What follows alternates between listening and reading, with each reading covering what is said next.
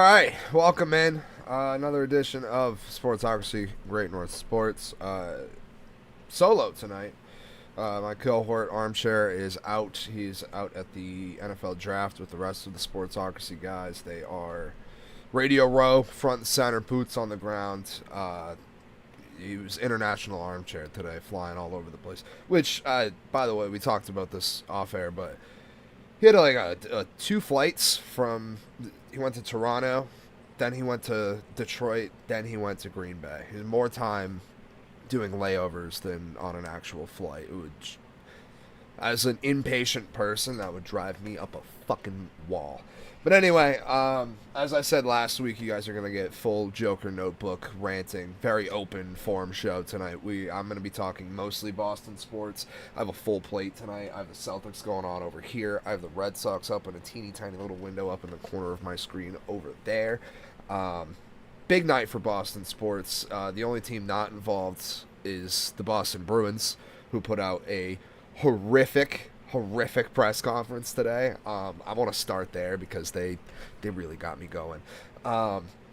This Bruins season, obviously, we've talked about it to length. I'm out on hockey right now. I want no part of this Boston Bruins team. This hopefully is the last time I have to talk about them till at least like peak off-season times. We're not in the playoffs. The three coaches we've fired in the last 4 seasons are tough look for the organization right there. Let's get right into this press conference. So we heard from Jacobs today, the owner. We heard from Neely, the president, and we heard from I don't even know if Don Sweeney talked, to be honest. I couldn't watch the whole thing. I watched a bunch of clips and highlights. I watched about a 7-minute clip of Cam Neely talking today, just bullshit spewing out of his mouth the entire time. Living completely in the past. They were asked a question about the Don Sweeney and the drafting issues we've had over the last decade. The answer to that started with a rant about the 2015 draft, about how Don Sweeney did a great job acquiring those picks. What did he do with them? What did he do with those picks? Because the answer's fucking nothing. We had 3 chances. The list of players we struck out on, fine. But my biggest gripe of that answer was, why are we talking about 2015? That was 10 years ago. The core of the team is gone, and the people that were left, you just sold off at the deadline. So in what world are we talking about the 2015 draft when we're defending why a guy has a job right now? Don Sweeney is obviously a respected GM. He was named the GM for Team Canada for the 4 Nations. I think he's the GM for Team Canada going forward for the Olympics coming up. And obviously he's been in the job for a decade plus. I'm not saying the guy can't do his job, but it's not been working. We aren't successful. We're not in the playoffs right now, and I don't see it getting any better. There's no young talent waiting in the wings. This roster's barren, top to bottom. NHL, AHL, developmental, all of it.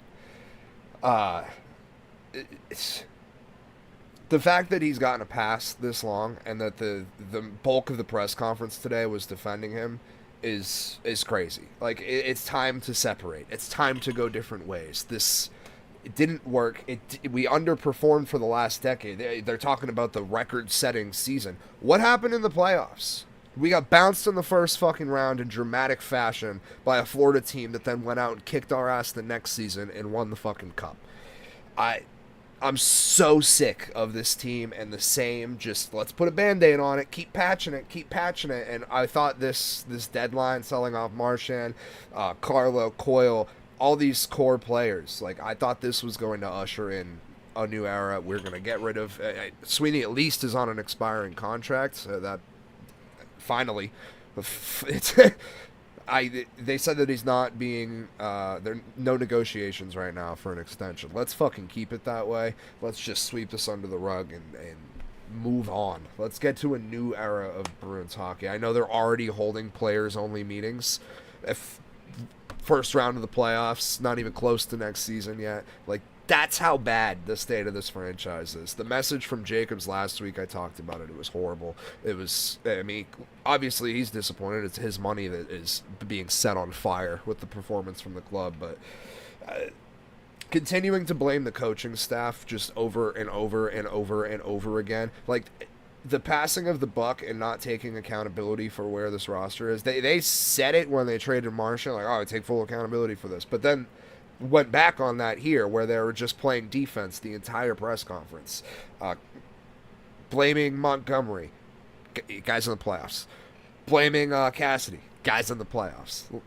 It's the same thing over and over again. How many times do we have to recycle coaches and before we realize what the heart of the problem is? This roster isn't built to compete. It sucks that we're wasting David Pasternak's prime. We always joke about Josh Allen and friends on the Buffalo Bills. This is the hockey equivalent of it, except we're having far less success. One quote from Cam Neely in this was, pick in the top 10, you better hit. We haven't done that in a long time. I couldn't figure out if he was talking about hitting on a player or picking in the top 10. That shouldn't be the marker, like, oh, we didn't pick in the top 10. We don't have to hit on our first-round talent. Like, that's crazy. That's not somebody I want leading my organization. Does it matter where you fucking pick? Hit on your draft picks. That's what you're paid to do. That is your job. You're not a weatherman. You can't be wrong 6 times a week. Like, it's just not how it works. If you think that's what it takes to get a top guy, maybe stop putting band-aids on the roster and picking the top fucking 10 like we are this year. Ticket prices, that whole question that they softballed Jacobs was tough. It was like, wait, ticket prices aren't coming down. What do you mean? We have to pay security. We have to pay the hard-working concessions people. How about you get a roster that's worth a shit, or I'm not going to come into the building. I'll watch the Celtics. I'll watch the Red Sox. I've been far more interested in the young Red Sox, who were fucking terrible the last 4 years, than I am with the Bruins, who were breaking records 2 years ago. It's crazy. Thornton was a good pick, Jim. Appreciate you tuning in. That shit was a long time ago, brother. I'm sick of the Bruins. I don't want to talk about them anymore, but I had to. This press conference has been pissing me off since I saw all the shit coming out about it earlier. Yeah, I'm good on them. Let's as I bring up the Red Sox, let's talk about them. 14-11 right now. Quietly have won 6 of their last 7. Should have been more since we've played the White Sox for the majority of the last week and a half. Thank God that's over. Should have won way more. We should have swept that series probably both times. We should have swept the Rays. There are positives. There are positives. The bats, I believe, are going to come around. The metrics look good. The guys that are producing, Alex Bregman's worth every penny. Guy goes 5 for 5. Is there for the birth of his son the next day. He's got 3 or 4 doubles since then. He had a double in the first inning tonight. That guy's legit. He's the leader we needed. The bat translated exactly how they said it would to Fenway. He's just raking to left field. Keep it up. Love that. Rafi Devers, a tough start to the season. Started to get it going a little bit, and now we've quietly slipped back into like 4 for 30 something over the last week or so. However, as I said, metrics look pretty good still. I'm not too worried about it. Some of the best at bats I've seen him have been this season, which is crazy to say for the guy that had 15 Ks on 19 plate appearances to start the year. But he's ranked 96th percentile in walks. The guy knows the zone. He struck out looking just now in the 3rd inning, and if you look at where all the pitches were on the tracker, 2 pitches in the hole at bat were in the zone, and he fouled them off. Like, Newcomb is fucking horrible, Jim. We'll get to that. Back to Rafi. He's having some of the best at bats I've seen. The amount of pitches that he's seeing, the eye for the strike zone is incredible. He's 96th percentile in walks, as I said, 98th percentile in exit velo, and hard hit percentage is 99. The guy is, all of the numbers are there. He's getting incredibly unlucky. I'm not worried about Rafi at all. Move on to Tristan Casas, who I'm a little bit more worried about, but hey, we had the walk-off double the other night, which just gave the guy a Gatorade bath. That was a tough look for my guy, looking over his shoulder, waiting for a Gatorade bath that never comes. You just walked it off. You've had a horrible start to the season. You want your guys to rally behind it. Can we rally behind Tristan Cassis a little bit? If he went on Twitter right now, he'd be like, I don't want to be here. They're just raking him over the coals every single chance they get. Guy had a home run yesterday, had the walk-off double the other night. I'm hoping he gets going. Not nearly close to Rafi, in the same percentiles, but he's having a lot of hard hit balls. The exit velo is pretty decent. I think it'll come around. And then we talked about Bregman. Christian Campbell's been incredible. The poise, the maturity in the plate, all of these, whatever adjective you want to throw in there. The guy looks like a seasoned 10-year veteran every single plate appearance. Superstar, tattooed across his forehead, no regrets style. Christian Campbell's going to be worth every bit of that contract. Alex Bregman, as I said, has been worth every bit of that contract. Trevor Story just had you took the words out of my mouth, Jim. 4 games away from his total last year. He's playing tonight, so make that 3. I really hope he can stay healthy, because the way he's swinging the bat right now, I think it's 7 hits in the White Sox series, including 2 3-run shots, a couple of doubles. Trevor Story has been every bit of what we needed. If Willie Abreu can get back on track, this offense can be so potent. Cedar Rafaela's been putting some good bats together. He had the home run the other night. He's been taking more pitches, working counts a little bit better. He's going the other way a bunch. He just had a hard hit rope into right field where I can't remember who's in right field for the Mariners. He's been playing awesome, Gold Glover, but he made a great play on a ball that Rafaela struck into right field. Point is, the offense has been a lot of the reason why we've lost some of these games, and they're coming around. The metrics are there to support it, and we're getting there. Brian Bayo returned last night, putting his name into the hat for Red Sox second starter duties. I think it's between him and Buehler. Buehler obviously had an awesome outing against the White Sox. Those middle innings where he was untouchable. Brian Bayo last night, real rocky start, was Sean Newcomb levels of scary in the first inning. 3 walks, including 2 hit batters, and I was like, oh boy. This is my biggest fear, because he wasn't super good in his rehab starts down in AAA, but he locked in after that. Again, nothing crazy. It was his first start. More in right field. Thank you, Jim. Yeah, he's solid. He made an awesome play. He's got a little bit of pop in the bat. As I said, Gold Glover as a utility guy. He's a good player. Bayo allowed 1 earned run on 4 hits while striking out 3 over 5 innings. As I said, after that rocky first start, started to settle in. Had a little bit of a cramp in the 4th inning. Took timeout. Everyone went out there to check on him. Was a little nervous they were going to pull him right there. He clearly did not want to come out of the game, and then he turned around and had a solid 5th, struck out Randy Arozarena, let out a big scream for the crowd. They asked him about it after. He said, yeah, it was emotional. Good. That's the Brian Bayo I want. I want him to be hungry.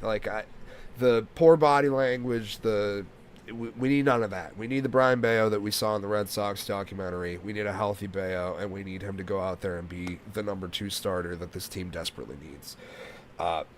Crochet is a 1, Buehler and Bayo as a 2-3, however you want to slate them, and then Tanner Houck.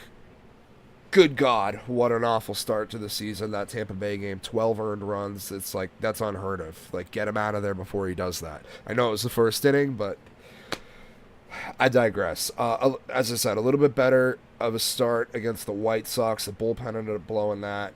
Thanks, Zach Kelly. The DFAing was absolutely necessary. That guy needed to go.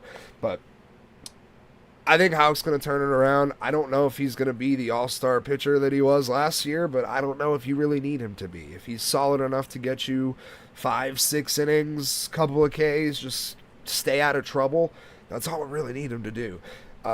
Dick Fitz, 2 strong starts before getting dinged up and landing on the IL. 6 strong in both of those. Had the strikeout pitch working. The velo was up. Everything I saw from Richard Fitz, I was happy about. Same thing with Hunter Dobbins. His first couple innings in his first start, he got the jitters out, and then it was smooth sailing from there. His stuff looks absolutely nasty. I think he needs to get a chance at the rotation, but it's really hard with all of these names I'm listing to have 5 starters. Like, I think those top 3 are solidified, and everything after that is a question mark. I think Fitz has to be in there at least for a little bit after he comes back from injury, just off of what he did to start. Obviously, the uptick in velocity. The rest of his stuff looked really good. Newcomb is obviously the odd man out, as we see today. The first inning Sean Newcomb experience it's a disaster. Every single guy gets on, and nobody scores. The guy's whip, I think before tonight, was like 1.9, 1.8, somewhere in that range, but he only had a 3-something ERA. Explain that.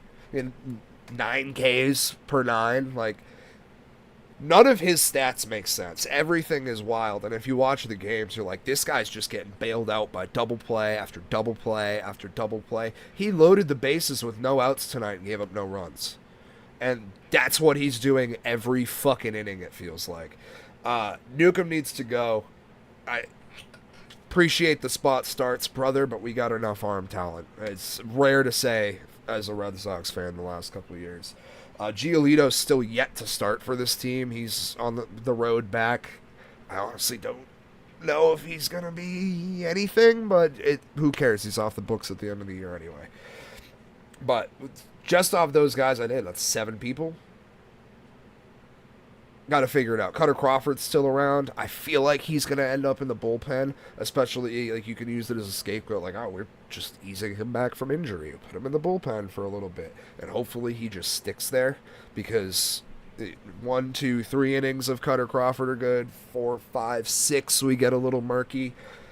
I think he might be better in the bullpen, which leads me there. Zach Kelly DFA'd, as I said, after blowing Houck's best start of the season. 3 straight hits coming out of the pen, just immediately bang, bang, bang to the fucking White Sox of all teams. I'm good on that. Aroldis Chapman, 7-time All-Star. He's been in 10 games so far this season. Has a 1.08 ERA, 13-4 on a strikeout-to-walk ratio in 8 1/3. The stare downs have been elite. Still hitting 100+ regularly. We'll see how long it lasts this season, but Chapman's been everything he's been billed to be so far. Hopefully we can keep it up. Aside from that one blown save, again, against the White Sox, for some reason, if you're noticing a theme here, it's because there is one. Other than that game, it's been lights out. Justin Slayton is the guy that's going to come in if Chapman's arm falls off halfway through the season. Curveball's been absolutely elite. Slayton's been... I can't say more about him. He's been fantastic. High leverage guy, 8th inning, 9th inning, 7th, whatever you need him to do, he's going to do it. And if he keeps getting whiffs on the curveball like he has been, woo! Sheesh. Greg Weissert seems to be due for a bad outing every couple times he takes the mound, but when he's been on, he's been on. Looking back to that Rays series, that 1-0 game, he was fantastic. And yes, Jim, I agree, Chapman is a ticking time bomb. I think personally and professionally, it will explode at some point. But, so, as I said, I'm enjoying it for now. Garrett Whitlock, contact on fastballs has been a little bit concerning for me. I feel like anytime he's leaving one up over the plate, it's getting smacked into the outfield on a rope. But the off-speed and the breaking stuff has been so good. The eye test, it's breaking across the entire plate every time he throws something. Nasty stuff from Whitlock. A little bit of struggles to start the season, but he's starting to settle in now, and I expect a lot from him out of the bullpen. I feel like they're probably still going to add an arm. Josh Winkowski's still up. He scares the ever-living piss out of me. Bernardino, I like. I don't think he gets enough credit for what he's been doing in the bullpen, but we'll see if he can keep it up. Yeah, I mean, that about sums it up there. As I said, I'm excited for the Sox. I think this is a 90-win team. I think we're playoff bound, especially in the AL. We've honestly played like shit for 25 games, and we're 14-11. The offense gets going a little bit. We get a couple guys back in the rotation and stop having these spot starters like Sean Newcomb come in here. Absolutely tank the first inning every single time that he takes the hill. I feel like everyone will be a little bit better for it. Let me see if I can fix my camera. There we go. Getting a little grainy on you guys. Where are we gonna go next? We could go Celtics. Let's do that. They're on. Game 2 on right now. Last I checked, we were up 45-33. I believe we're at a break right now. No Jason Tatum, which means it's Peyton Pritchard, Jaylen Brown. Al Horford is going to have a master splinter type night tonight. Tatum injury, obviously, the wrist did not look super good at the end of the game, but it appears we avoided any breaks, calling it a deep bone bruise. Mazzulla said he was doubtful this game. I feel like he's probably going to be doubtful a couple more games, especially depending on how the series goes. Game 1, Paulo Banchero had 36 points. Moritz Wagner had 23. Or Franz Wagner. Jesus, I mix the two up all the time. Franz is way better. He had 23 points. Too much Corey Joseph for me. They need a little bit more Cole Anthony. 50-47 at halftime. Thank you, Jim. And yes, we will. I will save time for the draft. We'll get a little draft talk in at the end here. But basically, with where I'm going with this, Paolo had a fantastic game, 36-11. Wagner was awesome. I know there's no Jalen Suggs. That hurts. I feel like the series is a little bit different with Jalen Suggs, especially if Jason Tatum's missing significant time. But what more can you ask those two guys to do if you're the Magic? Obviously, you need the bench players to step up. You need a little bit more from your role players, but there's nobody really has a role player on that team that I think is going to step up. I'm not scared of this team. They're chanting, "We want Boston." Do you? Do you? Every time people do that, like look at the past results. Talk to the Pacers, see how they feel. Jason Tatum and Jaylen Brown were bad. You had great performances from your two best players, and you still came up 17 points short. I think I know where this series is heading. It's no Grizzlies Thunder. I'll give them a little bit more respect than that, but I don't think this series is going to be all that close, whether Jason Tatum sees the floor or not. Now, as we move through the playoffs, that question, that sways a little bit. I think we need Tatum back healthy 100% for round 2, and hopefully we can stretch him. Until then, nothing gets hairy with the Magic. I believe it won't. We'll do what we can do. Brown obviously dealing with his injury too. It looked like it. That first game was tough. As I said, him and Tatum were not good. No threes from Tatum at all, I don't think. At least there wasn't in the fourth quarter, because I bet him. Oh, I bet him. Just like Sean Newcomb to go under strikeouts tonight. Just like I bet fucking Emerson Hancock, who sounds like a dead poet, bet both those guys to go under for strikeouts tonight. So fade me. If I'm giving you bets, fade me. We're cold right now. But the ebbs and flows will be back on top in no time. Anything else in the NBA? Lakers T-Wolves might go 7 games. Ant John with the crowd is fun. I don't know if you can call that guy the face of your league, but God, is he fun to watch on and off the court. Send a picture. Yeah, Pacers Bucks. I don't think that's close at all. There's a one bet I hit yesterday. I had the Pacers -4. That was never in doubt. That Bucks team is not good. I like how they traded for Damian Lillard. I saw this on Twitter. They traded for Damian Lillard, and it imploded the Heat and the Bucks, and somehow made the Celtics a super team. Shout out Drew Holiday, Derek White, and Peyton Pritchard for holding it down Game 1. I hope we can continue to do so in Game 2. And I will see the Cavs for our inevitable date down the line. I think that's where we're heading. Yeah, NHL, I have not been watching, as I said. That's more of an armchair thing right now. He's handling the hockey talk. My hockey talk was cuss word. It was swearing. It was not good. It was all censored. I yelled about the Bruins in my car, in my house, while I was working out today. Everything. But we're going to move on. Like an abusive relationship, like how you can't hurt me. You can't hurt me. There's only so many times, you know. I'm walking out. I'm good. I don't need to be a part of this until you give me a reason to.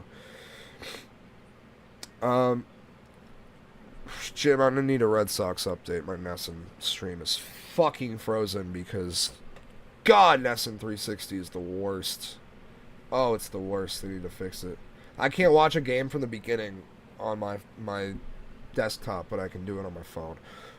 Wild. This has just been me ranting about shit today.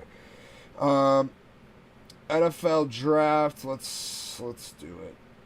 Actually, wait. Let's look at the playoff bracket first.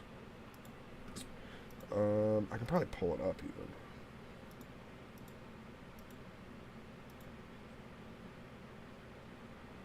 Look at me. It's not exactly where I wanted it to be. I'll come over here. But, hey, it's up. Winnipeg up 2-0 on St. Louis. They were obviously my cup pick a while ago. They were my Hail Mary in the middle of the season. Not a Hail Mary. They're still doing good. But anyway. Dallas won. Colorado won. I went to OT last night. I hope that series goes 7. Game 2 was a lot better. That's more what I was expecting from the series than Game 1, 5-1 defeat for the Stars. Knights, wild. I know Kaprizov had 2 goals last night. God, is that guy good. Maybe, who knows, Wild might make this a competitive series just by having one of the best players in the world out there. Vegas is always the villain, so here's hoping. Kings up 1-0 on Edmonton. They had a harmonica anthem, and apparently that was all they needed to become a juggernaut. They looked like a completely different Los Angeles Kings than we've seen. I don't know if they need to stick with the harmonica or keep doing niche instruments as their national anthem for the entirety of the playoffs. Maybe they have that scheduled, lined up. But a big win for them over Edmonton. Bernardino is now pitching. I love that. I like Bernardino. I expected him and Winkowski tonight, especially if we were up. Toronto up 2-0 on Ottawa. Domi had the OT winner last night. I saw that first thing this morning when I woke up. Was expecting more of a fight from Ottawa. I'm not going to lie. Obviously, they went to OT. It was a close game. It's not like it was a blowout. It wasn't 5-1 in Game 1, but I just want the Leafs to lose. If I'm going to have this much pain and suffering from my hockey team, I want the Leafs to have the same. It should never end for them. Just constant pain. Lightning down 1-0 to the Panthers, and I fear I overestimated the Lightning. I know it was one game, but fucking Florida in the playoffs, man. Capitals beat the Canadians. Armchair went on a rant in the Discord. Maybe he'll superimpose that in here in post, but we'll see. Carolina 2, New Jersey nothing, and God, are they just happy to be here.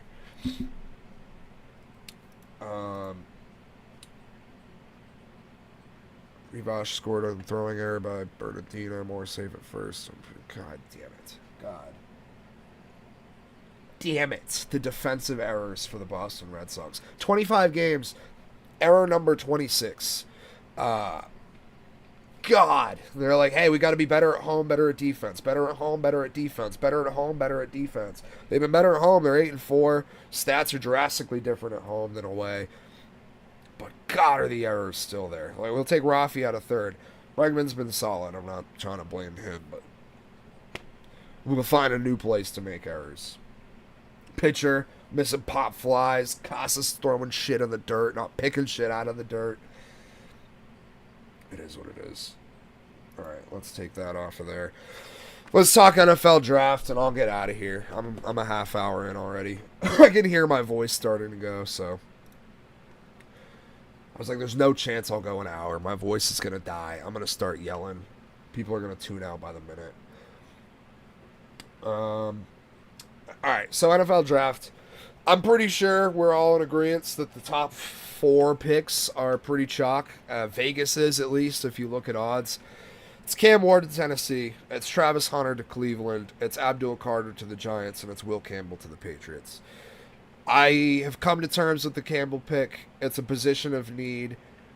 We're scared of the arm length. I get it, but he's listed as a left tackle. He's going to be a legit lineman regardless. It's too hard for a guard. I don't really care, dude. I really don't. This draft is not what the other... I don't think it does start at 4, Jim. I think it's 5. I'm pretty sure we're going to be Will Campbell forever here.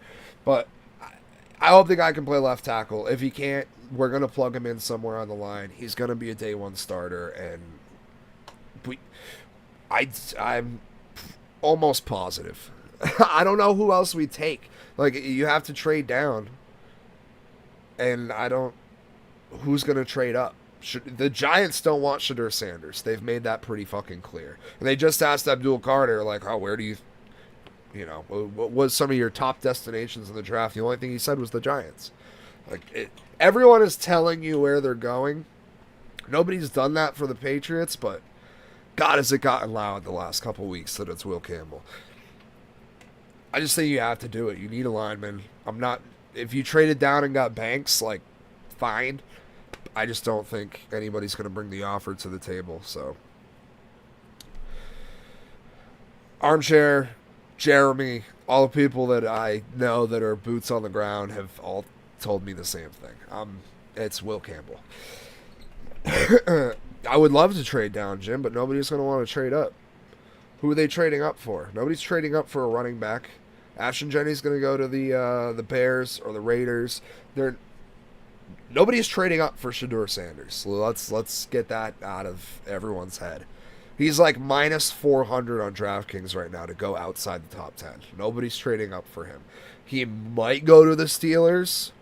Might.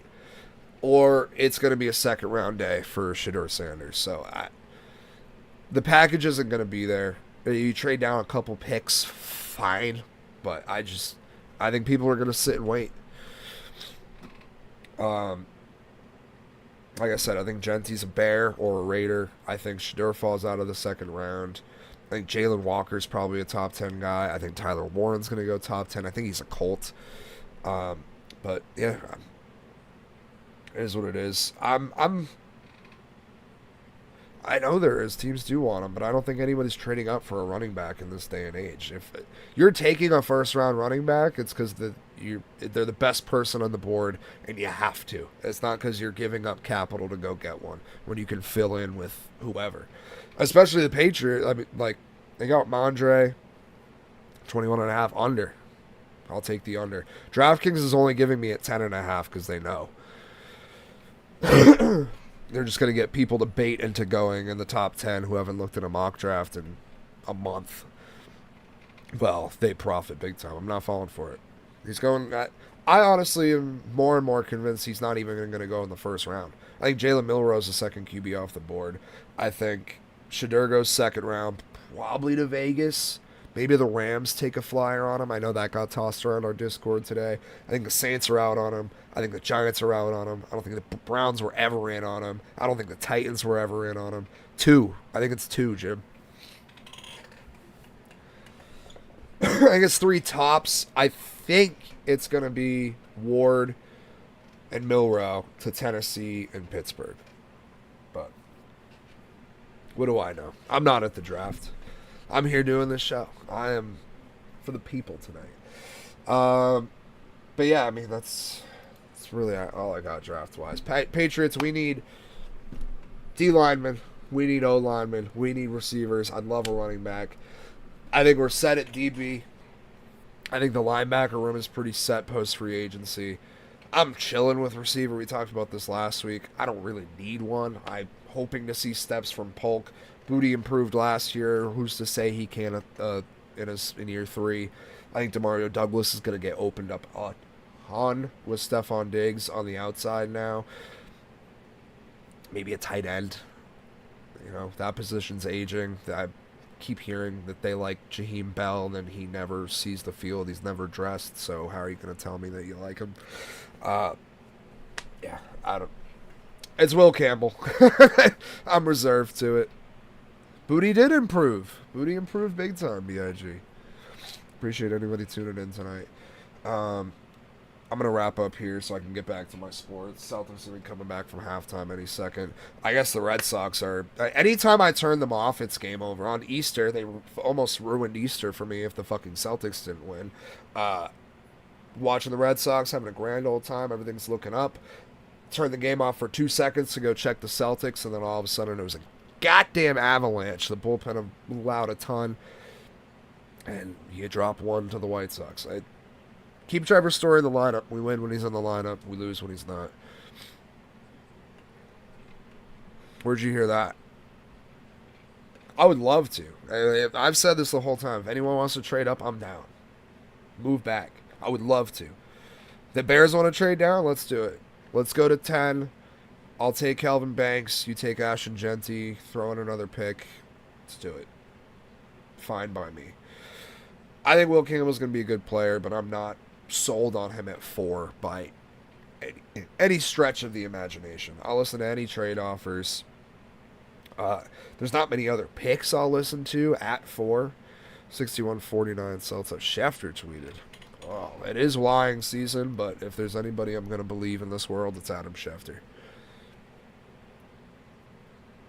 I'll listen to Shefty. But yeah, I'm going to go get back to my stuff. Me and Armchair will be back next week for sure. I'll have half ounce, half hour. Oh, actually, I do have a Stone story for you. Let's do that before I get out of here. There we go. If you enjoy Stone Stories, I do a show on my channel, Stone Sports Podcast on YouTube, Stone Sports Podcast on Twitch, Stone_podcast on Twitter.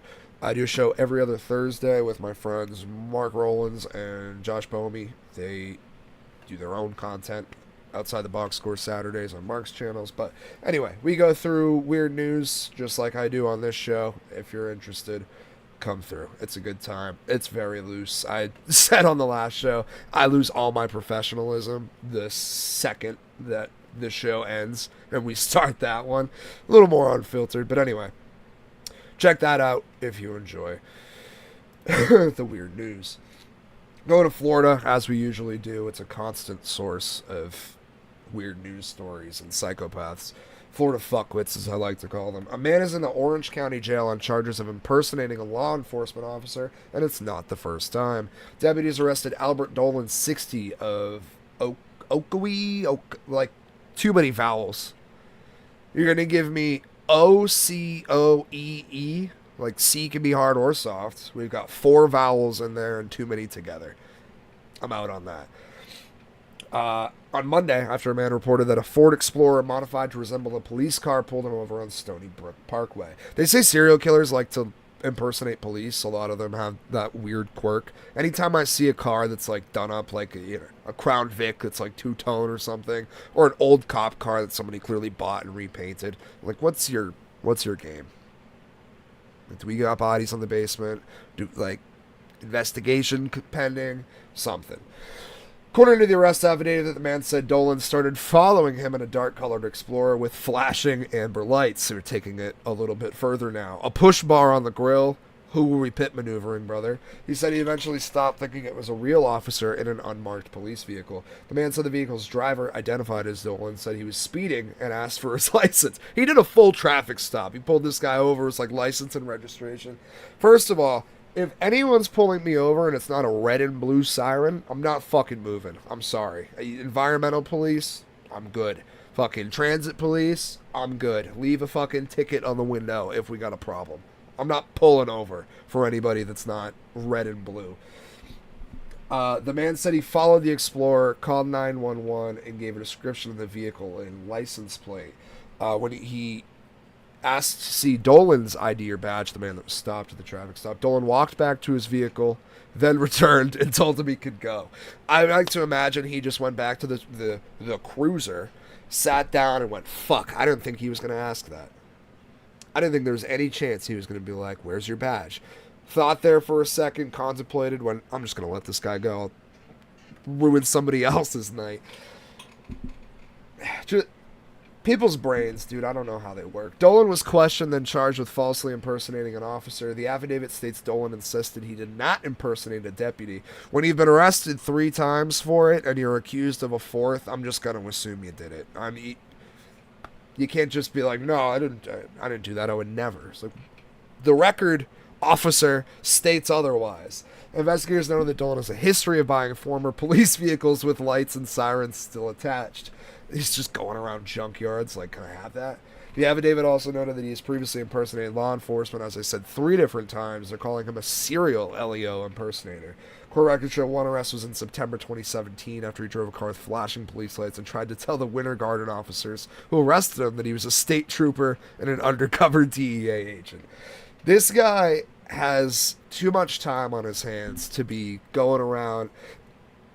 No radio, no backup, no, just love of the game. Not getting paid. He's paying for gas out of his own pocket. Dude's just out there pretending. Gotta respect it. Everyone, you shouldn't lose that childlike wonder. For Armchair, who's not present today, but we'll be back next Wednesday, 8 o'clock, on the Great North Sports YouTube, Twitter, and my Twitch, as I stated before, Stone Sports Podcast. Check me out there for my other shows that I do. Streaming video games a lot over there. And lots of other fun stuff. So, appreciate you guys, and we will see.